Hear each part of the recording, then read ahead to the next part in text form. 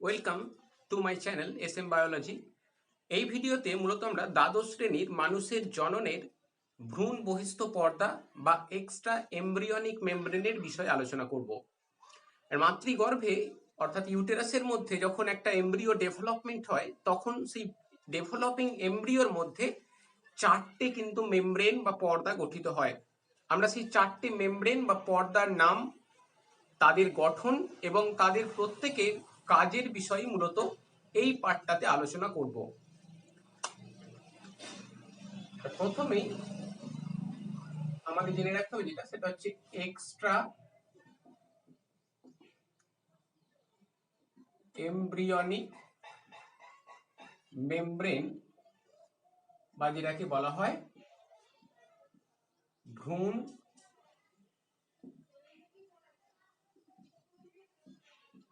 বহিস্থ পর্দা। তো যেটা জেনে রাখতে হবে, ভ্রূণ বহিস্থ পর্দা মূলত চারটে কিন্তু থাকে। এক নম্বর হচ্ছে অ্যামনিয়ন, দুই নম্বরে হচ্ছে কোরিয়ন, তিন নম্বরে হচ্ছে অ্যালান্টয়েস, আর চার নম্বরে হচ্ছে ইয়ক স্যাক বা যেটাকে কুসুমথলি বলা হয়। একটা ডেভেলপিং এমব্রিওর ক্ষেত্রে চারটে কিন্তু মেমব্রেন গঠিত হয়, অ্যামনিয়ন, কোরিয়ন, অ্যালান্টয়েস আর ইয়ক স্যাক বা কুসুমথলি। এবং এই চারটে যে পর্দা, এই চারটে পর্দাই তৈরি হয়েছে কোথা থেকে না, ডেভেলপ ফ্রম দি ট্রফোব্লাস্ট। আমরা যে পড়েছিলাম যে এমব্রিও ট্রফোব্লাস্ট বলে একটা লেয়ার থাকে বা যেটাকে ট্রফো এক্টোডার্মও বলা হয়, সেই ট্রফোব্লাস্ট বা ট্রফো এক্টোডার্ম নামক লেয়ার থেকেই মূলত এই চারটে এক্সট্রা এমব্রিয়নিক মেমব্রেন গঠিত হয় ভ্রূণের ক্ষেত্রে। আরো একটা বিষয় মাথায় রাখতে হবে, যেটা এই চারটে এক্সট্রা এমব্রিয়নিক মেমব্রেন মূলত দেখতে পাওয়া যায় found in case of egg of amniotes। অ্যামনিওটস গ্রুপের অন্তর্গত প্রাণীদের এগেতে আমরা কিন্তু এই চারটে এক্সট্রা এমব্রিয়নিক মেমব্রেন দেখতে পাবো। এবার এই অ্যামনিওটস গ্রুপ এইটার অন্তর্গত কারা না, এটার অন্তর্গত এক নম্বর হচ্ছে রেপটাইলস, দুই নম্বরে হচ্ছে বার্ডস, আর তিন নম্বরে হচ্ছে ম্যামেলস, অর্থাৎ সরীসৃপ, পক্ষী এবং স্তন্যপায়ী। এই তিনটে শ্রেণীর অন্তর্গত প্রাণীদেরই মূলত অ্যামনিওটস বলা হয় এবং সেই অ্যামনিওটসদেরই এই চারটে এক্সট্রা এমব্রিয়নিক মেমব্রেন বা অতিরিক্ত ভ্রূণ পর্দা দেখতে পাওয়া যায়। যদিও মাথায় রাখতে হবে, আমরা যেহেতু হিউম্যান রিপ্রোডাকশন পড়ছি, ইন কেস অফ হিউম্যান, মানুষের ক্ষেত্রে কিন্তু এই অ্যালান্টয়েস এবং ইয়ক স্যাক এই দুটো হয় পুয়ারলি ডেভেলপড, মানে খুবই অনুন্নত প্রকৃতির। বাকি দুটো অর্থাৎ অ্যামনিয়ন এবং কোরিয়ন এই দুটো কিন্তু ওয়েল ডেভেলপড। বাট আমরা যদি হিউম্যান বাদে অন্যান্য অ্যামনিওটসদের ক্ষেত্রে দেখি, তাদের কিন্তু এই চারটে মেমব্রেনই প্রমিনেন্ট এবং চারটেই ভেরি ওয়েল ডেভেলপড বলা যেতে পারে। Only in case of human, মানুষের ক্ষেত্রেই দেখা যায় কি না, মানুষের ক্ষেত্রে অ্যালান্টয়েস এবং ইয়ক স্যাক এই দুটো কিন্তু খুবই অনুন্নত প্রকৃতির হয়। কেন অনুন্নত প্রকৃতির হয় সেটাও কিন্তু আমরা এই ভিডিওটা পুরোটা দেখলে ক্লিয়ার করতে পারবো। এরপর যদি আমরা ছবিটা দেখি তাহলে আমরা স্ট্রাকচারটা ক্লিয়ার করতে পারবো, দেন আমরা কাজে চলে যাব। এইটা যদি আমরা একটা এমব্রিও ধরি,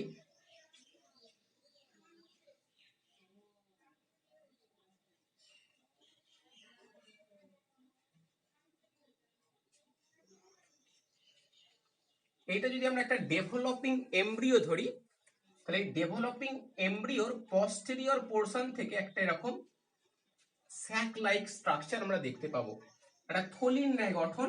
এটা কি বলা হয় ইয়ক স্যাক বা কুসুম থলি।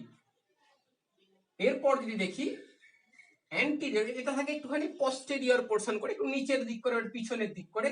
অ্যান্টিরিয়র পোর্শনে আর একটা ছোট স্যাক লাইক স্ট্রাকচার আমরা কিন্তু দেখতে পাবো। এই ছোট স্যাক লাইক স্ট্রাকচারটাকে বলা হয় অ্যালান্টয়েস। দুটো তাহলে আমরা এক্সট্রা এমব্রিয়নিক মেমব্রেনের কথা জানলাম। এরপর যদি দেখি তাহলে দেখতে পাবো যেটা, সেটা হচ্ছে এই টোটাল এমব্রিওটা আবৃত থাকে একটা বিশেষ পর্দার দ্বারা। এই যে পর্দাটা, এই পর্দাটাকে বলা হয় অ্যামনিয়ন। এবং এই হোল সমস্ত এমব্রিওটা সহ টোটাল বাকি সমস্ত পর্দাগুলো যে বিশেষ মেমব্রেনটার দ্বারা আবৃত থাকে, সেই মেমব্রেনটা হচ্ছে কোরিয়ন। এই হয়ে গেল চারটি পর্দা। তাহলে এইটা যদি আমরা এমব্রিও ধরি, এটাকে যদি আমরা ভ্রূণ ধরি, তাহলে এই ভ্রূণের দেহের নিচের ভাগ করে থাকে ইয়ক স্যাক, যেটা আমরা পড়েছিলাম যে এন্ডোডার্মের লোয়ার পোর্শনটা থেকে তৈরি হয় যখন আমরা গ্যাস্ট্রুলেশন প্রক্রিয়াটা পড়েছিলাম। তারই সামনের দিক করে, তারই উপরের দিক করেও বলতে পারি, একটা ছোট্ট স্যাক লাইক স্ট্রাকচার থাকে যেটাকে অ্যালান্টয়েস বলা হয়। তারপর দেখতে পাচ্ছি টোটাল এমব্রিওটা সারাউন্ডেড রয়েছে একটা এমব্রিও, একটা মেমব্রেনের দ্বারা, সেই মেমব্রেনটাকে অ্যামনিয়ন বলা হয়। এবং এমব্রিওটা সহ সমস্ত যে মেমব্রেনগুলোর কথা এখনো পর্যন্ত আমরা পড়লাম, সবগুলো যে লেয়ারটার দ্বারা আবৃত থাকে সেটাকে বলা হয় কোরিয়ন। এই হয়ে গেল প্রত্যেকটা মেমব্রেনের লোকেশন। এরপর যদি আমরা এই মেমব্রেনগুলোর স্ট্রাকচারের বিষয়ে দেখি, তাহলে যেটা দেখা যায় সেটা হচ্ছে ইয়ক স্যাক। এই ইয়ক স্যাক মেমব্রেনটাকে বলা হয়, এটা হচ্ছে স্প্ল্যাঙ্কনোপ্লিউরিক মেমব্রেন। স্প্ল্যাঙ্কনোপ্লিউরিক মেমব্রেন, ইয়ক স্যাককে বলা হয়, আর বলা হয় অ্যালান্টয়েস। এইটাও কিন্তু একটা স্প্ল্যাঙ্কনোপ্লিউরিক মেমব্রেন। এবার প্রশ্ন হলো, এই অ্যালান্টয়েস আর ইয়ক স্যাক এদের দুজনকে স্প্ল্যাঙ্কনোপ্লিউরিক মেমব্রেন বলা হয় কেন? এইটা বলার কারণ হচ্ছে এই মেমব্রেনটার স্ট্রাকচারটার উপর ডিপেন্ড করে, মুখ্যত স্ট্রাকচারটার উপর। কিরকম না, অ্যালান্টয়েসের যদি আমরা দেখি তাহলে এই যে মেমব্রেনটা রয়েছে, এর ভেতরের দিকে একটা লেয়ার আছে, একটা জার্ম লেয়ার আছে, আর বাইরের দিকে অন্য একটা কিন্তু জার্ম লেয়ার আমরা দেখতে পাবো। কিরকম না, ভেতরের দিকে অর্থাৎ ইনার সাইডে থাকে কি না, ইনার সাইডে থাকে মূলত এন্ডোডার্ম। এন্ডোডার্ম নামক জার্ম লেয়ার থেকে এই মেমব্রেনটার ইনার সাইডটা তৈরি হয়েছে। আর আউটার লাইনিংটা অর্থাৎ বাইরের দিকের তলটা গঠিত হয়েছে কি দিয়ে না, আউটার লাইনিংটা তৈরি হয়েছে মূলত মিসোডার্ম দিয়ে। আর সেম ব্যাপার ইয়ক স্যাকের ক্ষেত্রেও দেখা যায়। ইয়ক স্যাকেরও কিন্তু আউটার মেমব্রেনটা মানে মেমব্রেনের আউটার সাইডটা তৈরি হয়েছে মূলত মিসোডার্ম দিয়ে, আর ইনার সারফেসটা বা ইনার লাইনিংটা তৈরি হয়েছে এন্ডোডার্ম দিয়ে।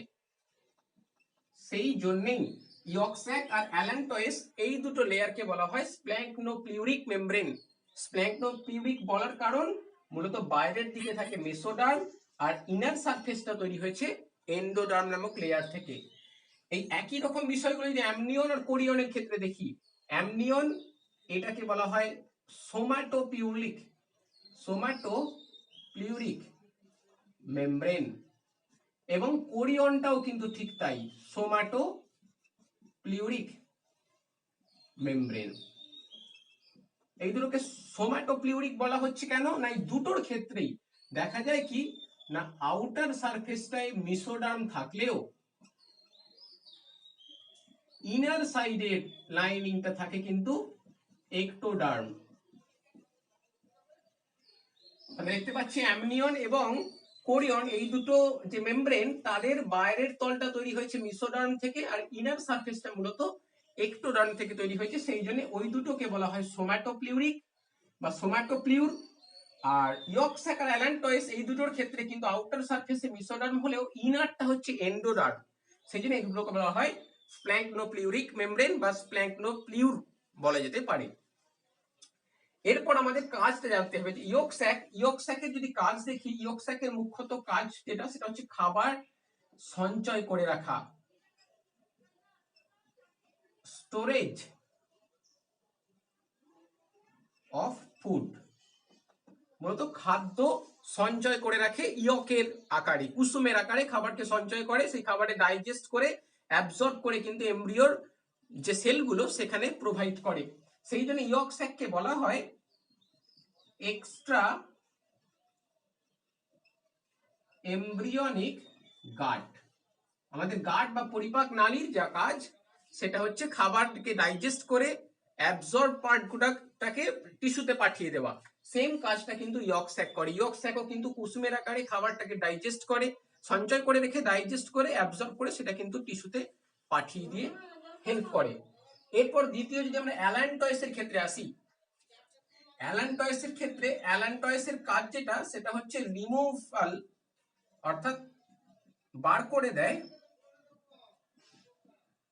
রিমুভস ওয়েস্টেজ, অর্থাৎ বজ্র পদার্থকে দেহের বাইরে বার করতে সাহায্য করে। সেই জন্য এটাকে বলা হয় এক্সট্রা এমব্রিয়নিক কিডনি, অর্থাৎ এটাকে বৃক্কের সঙ্গে তুলনা করে বলা হয়েছে এটা এক্সট্রা এমব্রিয়নিক কিডনি। তার কারণ কিডনির যা কাজ সেটা হচ্ছে ওয়েস্ট মেটেরিয়ালস গুলোকে দেহের বাইরে বার করে দেওয়া। সেই কাজটাই মূলত করে অ্যালান্টয়েস। কিন্তু আমাদের মাথায় রাখতে হবে যেটা এই ইয়ক স্যাক এবং অ্যালান্টয়েস দুটোই কিন্তু হিউম্যানের ক্ষেত্রে পুয়ারলি ডেভেলপড। তার কারণ ইয়ক স্যাকের যা কাজ সেই কাজটা কিন্তু হিউম্যানের ক্ষেত্রে প্লাসেন্টা করে দেয়। প্লাসেন্টা মূলত ম্যাটারনাল বডি থেকে ফুড সোর্সটাকে পাঠিয়ে দেয় এমব্রিওর মধ্যে। একই রকম ভাবে প্লাসেন্টাই আমরা প্লাসেন্টার কাজে পড়েছি যে প্লাসেন্টা কিন্তু এক্সক্রিশনেও সাহায্য করে, অর্থাৎ ভ্রূণের দেহে তৈরি হওয়া ওয়েস্ট প্রোডাক্ট গুলোকে দেহের বাইরে বার করতে প্লাসেন্টা হেল্প করে। অর্থাৎ ইয়ক স্যাক এবং অ্যালান্টয়েস এই দুটোর কাজ মূলত প্লাসেন্টা করে দেয় বলে হিউম্যানের ক্ষেত্রে এই দুটো মেমব্রেন কিন্তু ভেরি পুয়ারলি ডেভেলপ বলতে পারি আমরা, খুবই অনুন্নত প্রকৃতির। এরপর যদি আমরা কোরিয়নের ক্ষেত্রে দেখি, কোরিয়ন তো টোটাল এমব্রিওটাকে আবৃত করে রেখেছে, টোটাল এমব্রিও সহ বাকি যে তিনটে ভ্রূণ পর্দা রয়েছে সেইগুলোকে। এই কোরিয়নের মূলত কাজ আমরা পড়েছি যে প্লাসেন্টা তো অংশ নেয়, প্লাসেন্টা গঠনে সাহায্য করে। তার মানে এটা বলতে পারি যে প্লাসেন্টা ফরমেশনে বা অমরা সৃষ্টিতে মূলত কোরিয়ন একটা ইম্পর্টেন্ট রোল প্লে করে, এবং সে প্লাসেন্টার বিষয়ে আমরা পড়েছি, তার কাজের বিষয় আমরা কিন্তু জেনেছি। এরপর যদি আমরা অ্যামনিয়নের বিষয়ে আসি, এই যে মেমব্রেনটা দেখতে পাচ্ছি যেটা টোটাল এমব্রিও সহ টোটালটাকে আবৃত করে রেখেছে সেটাকে বলা হচ্ছে অ্যামনিয়ন। অ্যামনিয়ন এটা একটা সোমাটোপ্লিউরিক মেমব্রেন। কেন না এটা আউটার সারফেসটা মেসোডার্ম থেকে তৈরি হয়েছে আর ইনার সারফেসটা মূলত একটোডার্ম নামক লেয়ার থেকে তৈরি হয়েছে। যেটা সব থেকে ইম্পর্টেন্ট বিষয় সেটা হচ্ছে এমব্রিও আর অ্যামনিয়নের মাঝখানে একটা ফাঁকা গহ্বর থাকে, এই গহ্বরটাকে বলা হয় অ্যামনিওটিক ক্যাভিটি। এই অ্যামনিওটিক ক্যাভিটির একটা তরল দ্বারা পূর্ণ থাকে যেটাকে বলা হয় অ্যামনিওটিক ফ্লুইড বা অ্যামনিওটিক তরল। এবং এই তরলটার যেটা প্রধান কাজ সেটা হচ্ছে এটা শক অ্যাবজর্বার হিসেবে কাজ করে। এছাড়া আরো বেশ কিছু ইম্পর্টেন্ট রোল প্লে করে, তবে শক অ্যাবজর্বার হিসেবে মুখ্য কাজটা সম্পন্ন করে। এবং এই যে তরলটা যেটা এই এমব্রিও আর অ্যামনিয়ন এই দুটো স্তরের মাঝখানে রয়েছে, যেখানে কিন্তু বেশ কিছু এরকম কোষও দেখতে পাওয়া যায়, কোষগুলোকে বলা হয় ভ্রূণের কোষ বা ফিটাল সেল। এই ফিটাল সেলগুলোকে নিয়ে স্টাডি করে বা এটাকে নিয়ে পরীক্ষা নিরীক্ষা করা হয়, সে বিশেষ এক্সপেরিমেন্টটাকে বলা হয় অ্যামনিওসেন্টেসিস, যেটার বিষয়ে আমরা পরবর্তী যে চ্যাপ্টার রয়েছে রিপ্রোডাক্টিভ হেলথ সেখানে আমরা পড়বো অ্যামনিওসেন্টেসিসের কথা। এই ভ্রূণের দেহের এই কোষগুলো যেগুলোকে আমরা ফিটাল সেল বলছি, কোষগুলোকে নিয়ে মূলত অ্যামনিওসেন্টেসিস করা হয় যাতে ভ্রূণের কোনো কনজেনিটাল ডিজিজ আছে কিনা সেটা মূলত জানার চেষ্টা করা হয়। তাহলে এমব্রিওটা অ্যামনিয়নের মাঝে ফাঁকা গহ্বর থাকে তাকে অ্যামনিওটিক ক্যাভিটি বা অ্যামনিওটিক গহ্বর বলে। সেটা একটা তরল দ্বারা পরিপূর্ণ থাকে, যে তরলটা হালকা হলুদ বর্ণের স্বচ্ছ প্রকৃতির হয় এবং তৈলাক্ত। এবং সেই তরলটা মূলত এলো কোথা থেকে? তরলটা মূলত এই এমব্রিওটার যে মূত্রটা এবং মূলত এই অ্যামনিয়ন নামক মেমব্রেন থেকে নিঃসৃত নির্যাস সেই দুটো মিলিত হয়ে এই অ্যামনিওটিক ফ্লুইড যেটা মূলত সৃষ্টি হয়, এবং অ্যামনিওটিক ফ্লুইডের মধ্যেই এমব্রিওটা কিন্তু ডুবে থাকে। তাতে এমব্রিওর প্রত্যেকটা পার্ট তৈলাক্ত অবস্থায় থাকে যাতে এমব্রিওটার ডেভেলপমেন্টটা খুব সহজ সরল ভাবে হয়। এছাড়া এমব্রিওটা কখনো কখনো সে অ্যামনিওটিক ফ্লুইডটা খেয়েও ফেলে, তখন তার যে ডাইজেস্টিভ ট্র্যাক্ট বা এলিমেন্টারি ক্যানাল তার মধ্যে দিয়ে সেই অ্যামনিওটিক ফ্লুইডটা পাস হয়ে গিয়ে মূত্রের আকারে দেহের বাইরে বেরোয়। তার ফলে কিন্তু তার সুবিধাই হয়, তার ডাইজেস্টিভ সিস্টেমের মানে কার্যকারিতা ক্রমশ কিন্তু বাড়তে থাকে, সেটা আরো বেশি সচল হতে শুরু করে। এছাড়া যেটা দেখা যায়, এই এমব্রিওটার বডি টেম্পারেচারটা মেনটেন করতেও কিন্তু এই অ্যামনিওটিক ফ্লুইডের একটা গুরুত্বপূর্ণ কাজ আছে। তাহলে আমরা কিন্তু এই অ্যামনিওটিক তরলের 4-5টা গুরুত্বপূর্ণ কাজের বিষয় যেটা নিলাম। এছাড়া এই যে অ্যামনিয়ন, এই অ্যামনিয়নটাকে বলা হয় এক্সট্রা এমব্রিয়নিক লাং। তার কারণ এটা মূলত গ্যাসিয়াস এক্সচেঞ্জে একটা গুরুত্বপূর্ণ রোল প্লে করে। যেমনটা আমরা বলেছি ইয়ক স্যাক, সেটাকে বলা হয় এক্সট্রা এমব্রিয়নিক গাট। যেমন আমরা বলেছি অ্যালান্টয়েড, সেটাকে বলা হয় এক্সট্রা এমব্রিয়নিক কিডনি। ঠিক তেমন অ্যামনিয়নকে বলা হয় এক্সট্রা এমব্রিয়নিক লাং। এবং মনে রাখতে হবে যে অ্যামনিয়ন এবং কোরিয়ন দুটোই কিন্তু সোম্যাটোপ্লিউর প্রকৃতির বা সোম্যাটোপ্লিউরিক মেমব্রেন। তার কারণ দুটোরই কিন্তু আউটার সারফেসে রয়েছে মিসোডার্ম। দুটোর ক্ষেত্রে, এটা আমরা কোরিয়নের ক্ষেত্রে করছি এবং একই বিষয় আমরা অ্যামনিয়নের ক্ষেত্রেও দেখতে পাবো। আউটার সারফেসে মেসোডার্ম আর ইনার লাইনিংটা মূলত তৈরি হয়েছে একটোডার্ম দিয়ে। সেই জন্য এই দুটো লেয়ারকে বলা হয় কি না, দুটো লেয়ারকেই বলা হয় যে সোম্যাটোপ্লিউরিক মেমব্রেন। তার মানে আমরা কিন্তু এমব্রিওর বা একটা ডেভেলপিং এমব্রিওর 4টে এমব্রিয়নিক মেমব্রেন বা ভ্রূণস্থ পর্দার বিষয়ে জানলাম এবং প্রত্যেকটার প্রকৃতি জেনেছি।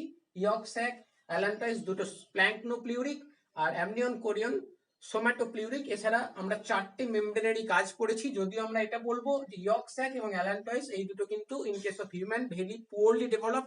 তখন এই দুটোর কাজ মূলত আমাদের ক্ষেত্রে প্লাসেন্টা করে দেয়। বাকি যে দুটো রয়েছে, কোরিয়ন যেটা প্লাসেন্টা ফরমেশনে অংশ নেয়, এটা তো একদম ডেভেলপ, ওয়েল ডেভেলপ বলতে পারি। অ্যামনিয়ন এটাও কিন্তু ইম্পর্টেন্ট রোল প্লে করছে, এটা গ্যাসিয়াস এক্সচেঞ্জে সাহায্য করে, তাই এটাকে এক্সট্রা এমব্রিয়নিক লাং বলা হয়। এছাড়া এই অ্যামনিয়ন থেকেই মূলত অ্যামনিওটিক ফ্লুইডের সৃষ্টি হয়, যেটা এমব্রিওটাকে প্রোটেকশন প্রোভাইড করে, শক অ্যাবজর্বার হিসেবে কাজ করে, অর্থাৎ বাইরের আঘাত থেকে রক্ষা করে। সেই বাইরের আঘাতটাকে মূলত এই তরলটাই শোষণ করে নেয়, ভ্রূণের কাছে এসে পৌঁছতে দেয় না। এছাড়া টেম্পারেচার মেনটেন করা, ডাইজেস্টিভ সিস্টেমের সচলতা বৃদ্ধি করা এবং অবশ্যই এমব্রিওটার আলটিমেট টোটাল ডেভেলপমেন্ট সাহায্য করে। এই হয়ে গেল আমাদের টোটাল 4টে এক্সট্রা এমব্রিয়নিক মেমব্রেনের বিষয়ে আলোচনা। এরপর আমরা পরবর্তী পার্টে পার্চুরেশন বা প্রসবের বিষয়ে আলোচনা করব।